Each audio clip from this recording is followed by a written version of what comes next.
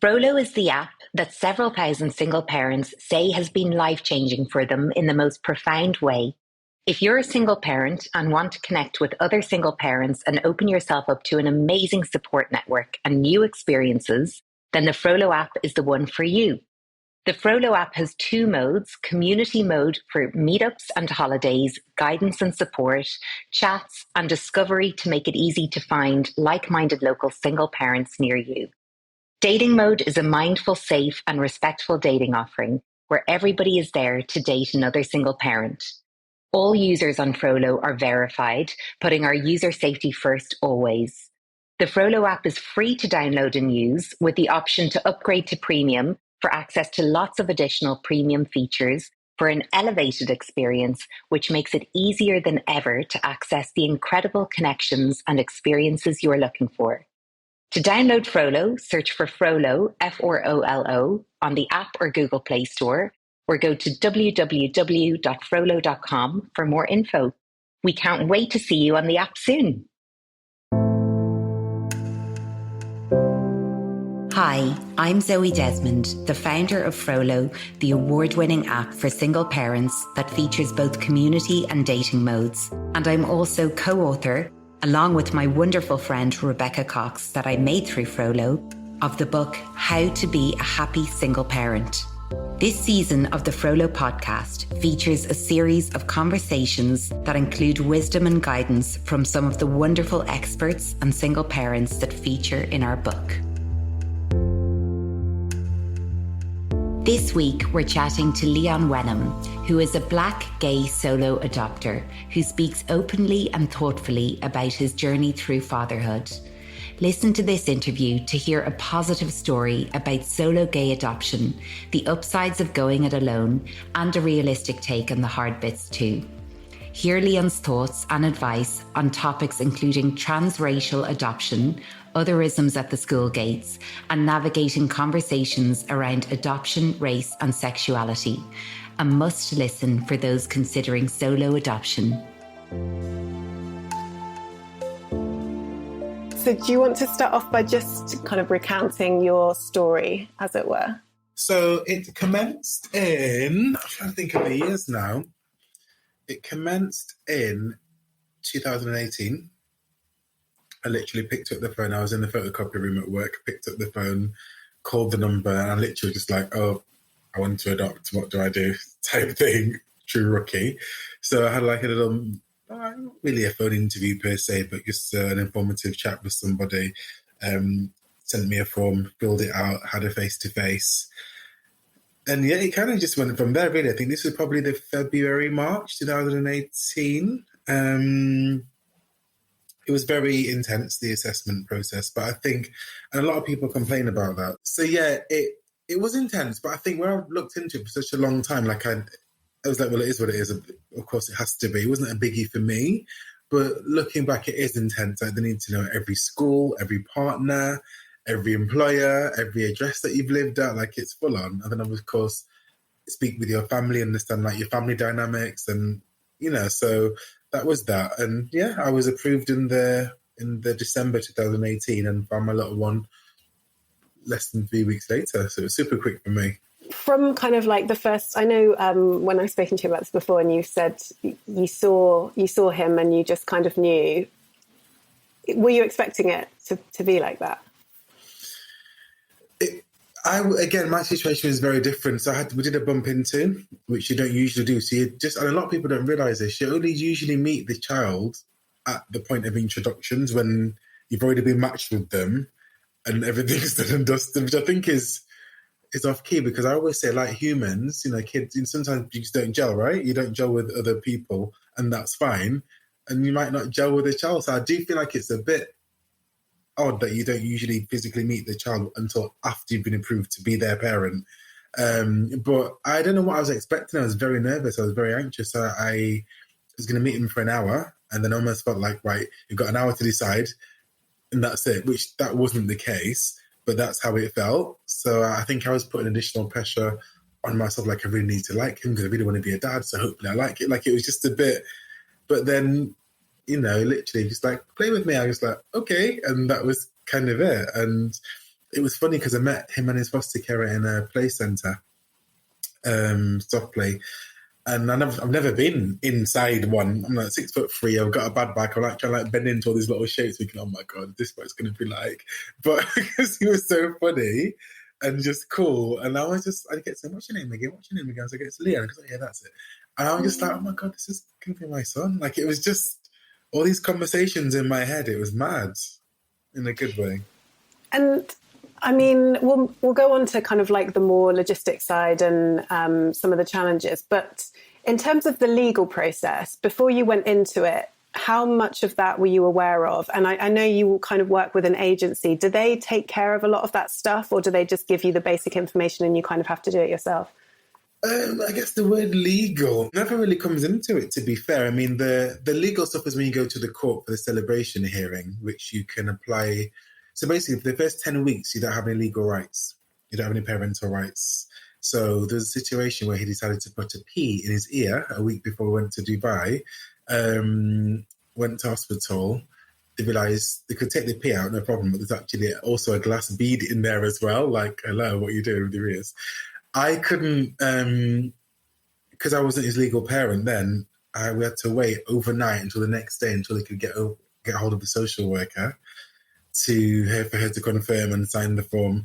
So that was the only time that I really felt like something legal. Like, it's just not a term that's used that often. So when you have the celebration hearing at court, which is where you change the last name or any middle names or whatever, that's illegal. But even that, it doesn't feel like it's illegal. Things that make sense. So that word just doesn't really come into adoption, actually. So the other thing that I really, really wanted to ask you about, so obviously one of the main things about single parenting, like when I came into single parenting, and from lots of the other people I've spoken to about, there was this kind of, there's a real kind of stigma attached to that label. And obviously your journey is different from mine, and lots of other people's, because you kind of entered into parenting by choice on your own. How aware, like, did you have that negative stigma attached to it in your mind, or did that just not exist for you as a solo adopter? No, because it's something that I always wanted to do, and I knew that I was going to do it eventually, and I was always excited to do it. So I never, I mean, if I met somebody on the way, great, but I never saw it as negative. In my mind, I was always going to be a solo adopter. How much of that do you think is to do with like the difference between male and female stereotypes when it comes to parents? Because I think from a couple of the other single dads we've spoken to, they've said, oh, you know, single dads are often painted as kind of like, oh, they're doing an amazing job, blah, blah, blah. Whereas for single mums, it's kind of like, oh, she's a single mum. Do you think that any of that played into it? Or do you think that you just had a positive idea of what you would bring to it? It's because it's something that I always planned to do. It wasn't that deep. In my mind, I'm going to adopt one day and that's it. I never even thought about it in a negative way. It's only since I became a parent that people, you know, you said, I think men tend to get a lot of praise for doing like the bare minimum as a parent. And I know when everybody compliments me, it's so well-meaning and I know the intent's there, but like, what do you expect me to do? I'm a parent. Like, why am I doing such an amazing job? I do appreciate that, but I'm doing the job as a parent. That's what we do, or what we're supposed to do, right? So it's not that I don't need the praise, but sometimes I do feel like the expectation of men is very low. And I just don't get it. Yeah. I think that's actually been a common theme with the other men that we've spoken to. Is it's obviously nice to get praise, but it's equally like a bit frustrating because the expectation should be just as high. The other thing I think is really interesting is the kind of other rhythms and how that plays into the perception of stigma. So we've spoken in the past about that feeling of being on the school playground and being different from other people. And I'd love to get your take on how your journey into parenthood has played into what that experience is like for you and also for your son. Because as a single mum walking onto the school playground for the first time, even though no one would know I was a single mum, I just had it in my mind, you know, like, I'm different. my child is different. He doesn't live in a 2-parent family home. And I know we've spoken about the fact that obviously you're Black, you're gay, you're a single dad. These are all kind of otherisms that you might not feel like everyone else on the school playground. So kind of how did that feel for you, and how does it play into your experience? I mean, I was conscious of it. I'm not the type of school parent that's like, you know, going to the school drop off and that loafing around idle chit chat, like hi, bye. If someone smiles, says hi, how you doing? Good? Yeah, you keep it moving.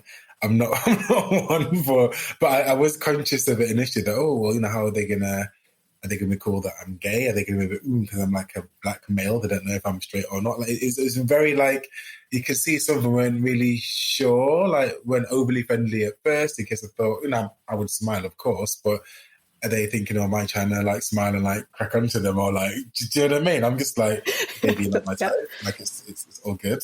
But I think you can see the curiosity almost, or like the questions to trying to understand if I'm a single Black, you know. But it was never like I was conscious of it, but I didn't feel self-conscious of it, if that makes sense. Maybe some of the dads I might not have made as much effort with initially as the mums, because again, as men, alpha males, like, are they going to be... So, do you know what I mean? I think I would probably gravitate to the mums more, because maybe they were warmer or easier to kind of develop a friendship with, conversation, maybe. Yeah, it's difficult, isn't it? Because you kind of... I'm the same. I'm quite happy with very limited schoolgate socializing. However, you've got that awareness that like that's going to be good for your child at some point, like play dates, and also good for you because, you know, give your children to other people once in a while. So it's a really fine balance, isn't it? But it's difficult to find your group of people. And I think that's what is amazing about what Zoe's done with Frollo, is it's kind of helped people to connect with like-minded or kind of people in the same situation. How do you navigate those conversations with your son? You know, like for me, being like a queer single mum, I kind of keep my sexuality, there's nothing to really talk, because I'm single at the moment, there's nothing to talk to him about it. But, you know, at some point, and when I was with my girlfriend, he is obviously aware that I've got a female partner, and if he asks me questions and I answer them. But how do you approach those topics with your son and kind of think about how he's experiencing the differences between your life and maybe some of his classmates' lives? So super open with him. It was funny, actually. I'll get to your question in a minute. But the other day, I think it was yesterday, I was lying in his bed with him before I went to sleep. And I don't know, it's mentioned that his friend had a crush on somebody. So I said, have you got a crush on somebody? And he said, no. And I said, have you got a crush on a girl? And he said, no. I said, I've got a crush on a boy. He says, no, I'm not gay like you. And I just thought it was really funny. I was all right. And then, but in general, like initially when he first came, he would be like, you know, I want a real family or a normal family. And I always said, you know, did a lot of work around different families. There's lots of books, gave him an example of different families that we know. He knows I'm gay. He knows what that means. He's been to Pride with me. He's absolutely cool. Luckily, but unfortunately, when I was with him at Pride, I was leaving. He had like his flag flying it. And we went into Oxford Circus Station, and there's like one of those Bible bashers like leaning over, and like she basically had to go and said, like, do I know what that flag is? And I'm a bad parent for like letting my son wave the flag. And I was like, oh, please. So they said, oh, what was she saying to you? And I said, oh, she's just been homophobic. And I said, what is she saying? I told him, because she'll go back and punch her. I was like, well, no. But I just like the fact that like he was ready, like he knows, he gets it. So he's very educated on that, and he's cool with it. And initially when he said, you know, I just want a mum, and I said, well, you know, you do have a mum, but she doesn't live with you, but you do actually have a mum. And so I want like a mum in the same house. I said, well, you know, I'm gay, so that's not going to happen. And he goes, well, why don't you get a boyfriend and marry him? Then I have two dads then. Like, so for him, it's like, okay, I just want two parents. Like, I don't care what combination it is. Two parents. So he's cool. I'm super open with him. I think at times I'm thinking, oh my God, am I too open? But where he's got such a high level of emotional intelligence and he's quite inquisitive, I think if kids are asking, then they're ready to hear it. So yeah, I'm with stuff like that. I think that's so, like, it really strikes a chord when you say that he says to you, like, oh, I'm going to have a normal family, or I want to have a normal family, because I think that's something that, whatever it is that sets you apart from that mum, dad, kids in a house. TV, books, Exactly. schoolwork. It's so, they absorb that, and equally, like, we absorb that. And I think the fact that we're aware of it, I mean, it sounds like you've got a much better kind of grasp on just having that kind of, you've dealt with it all much better yourself. Because I think when I first became a single mum, I really did feel like this is not normal. And I still only know a couple of other single parents in my area. So it doesn't feel like it's kind of the done thing. And I think it would be so much more helpful if we had a more generalized version and a more realistic version of what is normal for parenting. I think for women as well, there's lots of pressure on women. You know, you find the love of your life, you get married, you have kids. So I think that's kind of fed to women more. So maybe when you do end up being a single parent, I guess there's a level of feeling like you failed or whatever. Whereas I think, again, I'm a gay man, I can only speak from a gay man's perspective, but a lot of us dream and plan this for quite a long time. So as I said, when I was around 18 when I realised I wanted to adopt, which is quite young, especially at that time. This time, no, but at that time in like the 90s, I don't know if I was legally able to adopt, but I knew that I wanted to and I was going to.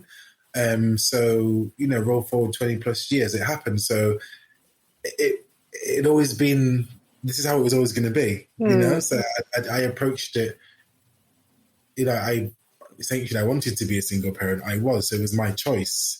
Whereas for a lot of people, women, it isn't their choice. So then when it does happen, it's like, ooh, and, you know, maybe the circumstances somehow, like, it can be quite messy and it just can be quite problematic, which adds to the stress and adds to the feeling. But I think for me and some other single gay adopters that I knew, this was like such a plan, which is why I also feel the adoption process is quite slick, because the assessment process was around 7-8 months.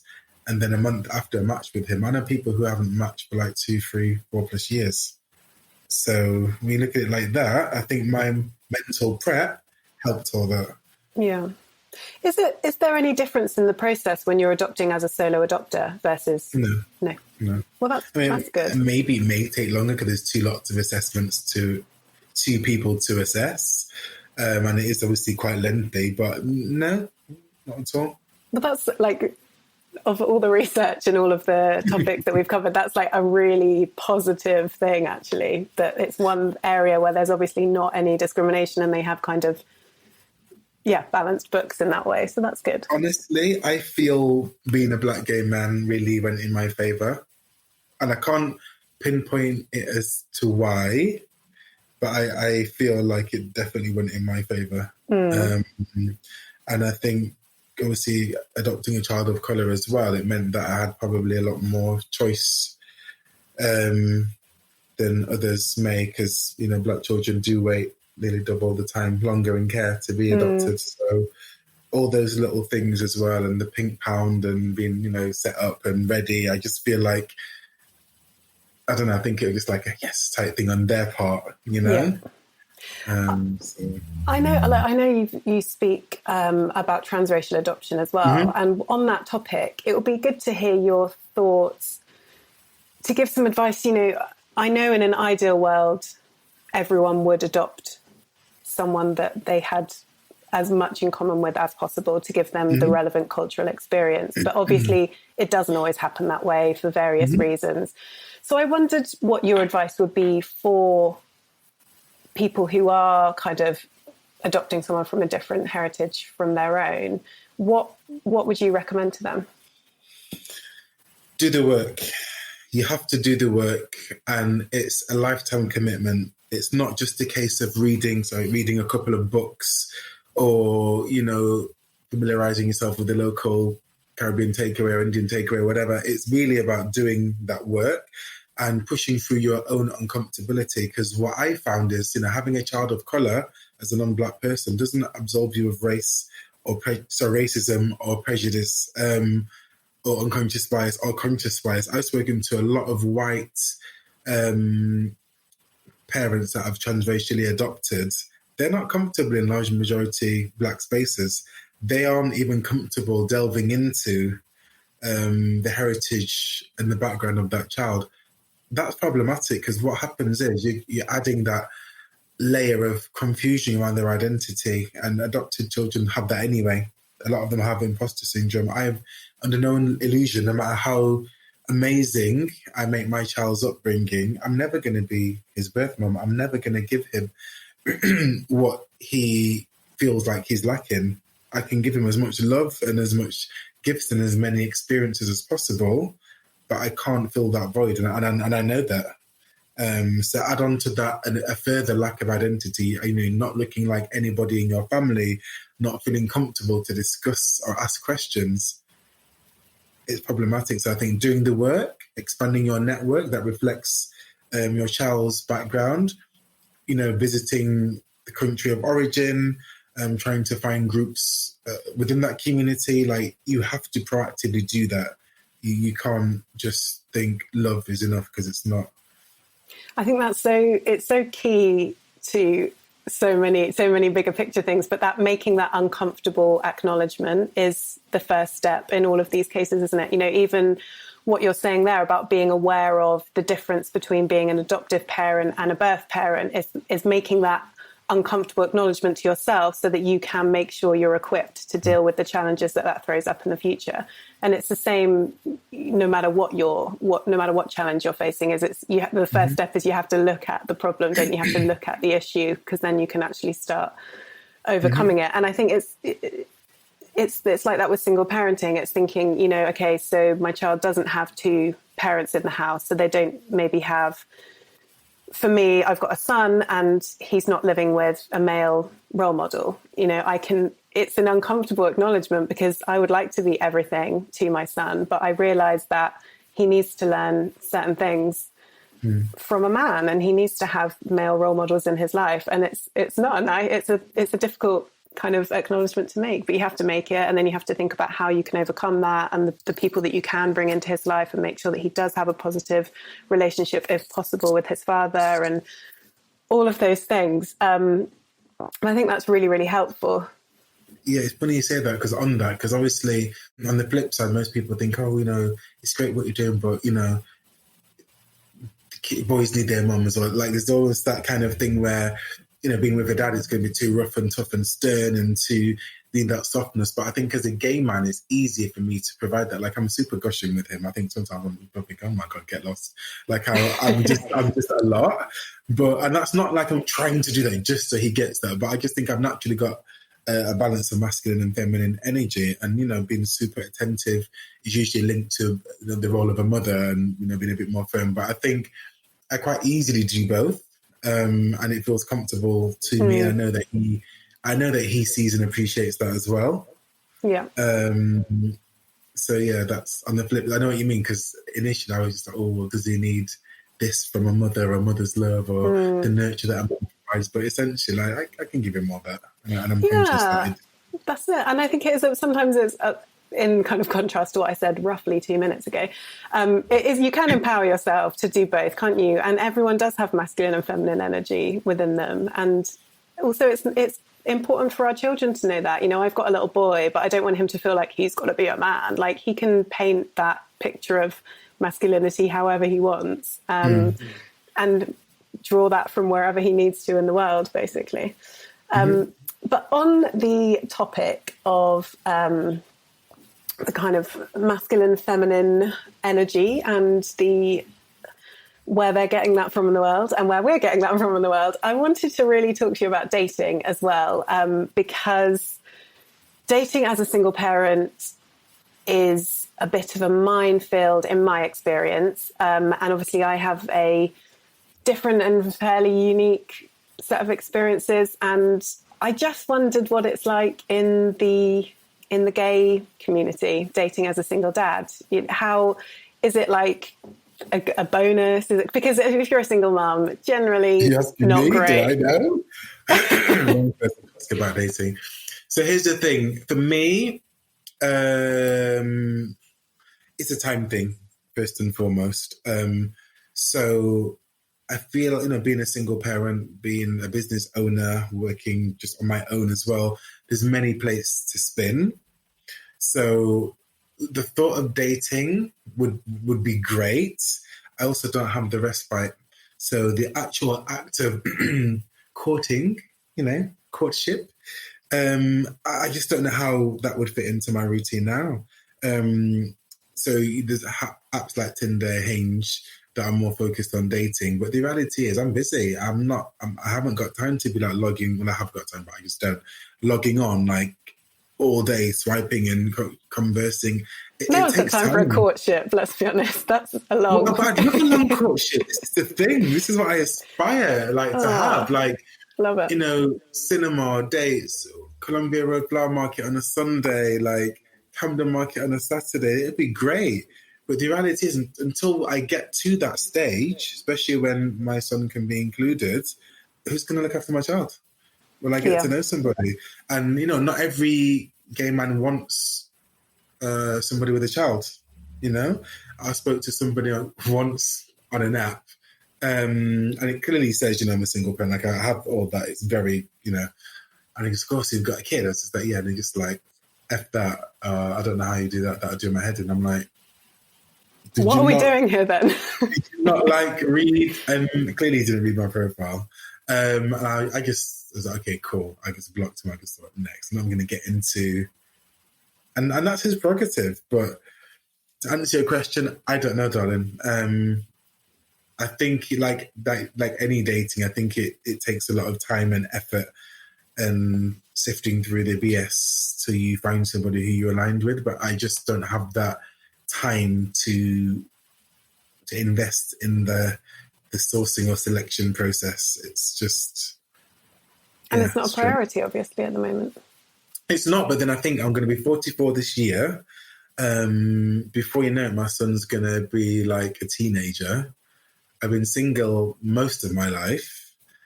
And it's like, oh, I don't want to start looking when I'm expired and I'm past my sell-by date. That's still in my prime. You don't have an expiry date. You don't have an expiry date. I think I've already reached mine, unfortunately. I'm 36, and as a woman, that's like... I know what you mean, though, but I get nights off because I co-parent, so I can't even imagine if I didn't have a night off. I just wouldn't even think, and I feel like I don't have time to date because I get a Friday night off.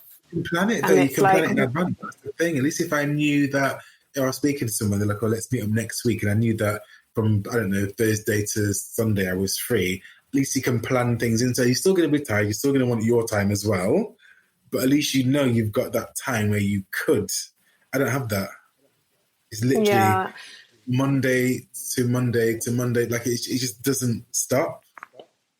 The thing is, I have enough free time for the quick date. So if I want something casual, fine. But the courtship that we aspire to, no one's signing up for a once a week courtship. I hear you. But it's still something. How do you get time? How do you take your time off? I know that your family is in up north as well. So how do you make sure that you get some time for yourself? So my guaranteed time for myself is summer, which is, it's nice. But when you think about how much more of the year there is. Yeah. So my mum had him for 4 weeks this summer. It was supposed to be for 2 weeks initially. After the second week, she said, look, he's cool. He's not missing you. Thanks. So, always nice to hear. Just crack on with your business, setting up your business. And, I missed him terribly, but oh my God, it was amazing. And I was not like I was even out I just liked doing me, waking up when I wanted to, going to Westfield, not having to rush around or be worried that I'm going into too many shops. His little legs are getting tired. It just felt so nice to be carefree. That was just a luxury in itself. I had a few dinners with friends, not really dating, to be fair, a few dinners with friends. But that was nice, not being on having to watch the time and drink and, a little few cans of M&S, fizz on the tube on the way home. It just felt so liberating. I actually forgot what it felt like to get semi-dressed up, go out and just have fun. It was amazing. Has he got school friends that he can do sleepovers with yet? Because I feel like that's going to be a game changer for you. So, yeah, and again, so this is my thing. Maybe I don't ask enough. My issue is everybody knows my situation. If you're not offering, I feel like by me asking, you're like, you may be feeling compelled to say yes, or because the reality is most of them are in two-parent families. They've got cars, they've got the space. I just feel like that sense of community is not what it probably was when I was younger. And I get it, everyone's busy, stressed, working, other issues that I may not know about in the home, whatever. But I just feel like friends and family and school parent friends, everybody knows my situation. So if you're not offering, for me, you don't want to support me like that. Which maybe me be overthinking it, but come on, I shouldn't have to ask you. Like you can see, and whenever people ask how things are, I'm always honest. I think that's so key, and I wish everybody knew how helpful it would be to say to a single parent, "Do you want me to do the school run for you today, or can I pick the kids up?" And the thing is, what I would say to you is when you do ask, people do say yes. And I've finally started asking, and I do now have some of the amazing school mums. And actually there's a couple of other single mums that we kind of offer for each other. But people do say yes. But I know what you mean. It would be so lovely if people just said, "Oh, I know you could probably do with a night off. Let's do a sleepover." Yeah, and as I'm saying that, like, there is one in particular that has said, "Look, ask, like, don't, and I do trust her actually." And I did, like, once. It was a Saturday, and I just needed to clean up. And it's like trying to clean with a kid, like, "Can you play with me?" every 5 minutes. Highly annoying. Are you finished yet? Are you finished now? No, I'm not. I stopped making a mess. Just cleaned the sofa. And she's like, "Look, I'll have him for like 4 hours while you clean." And I was like, wicked. And she came and picked him up and dropped him off. I was like, thank you. To be fair, I spent like about 2 hours of that just like on the sofa stuffing my face, because again, it was like, "Ooh, free time, woohoo!" Yeah. But I really appreciated it, And I think that is somebody that I would say actually, could you? Because she has said thinking about it more than once now. Yeah, but I think it's key.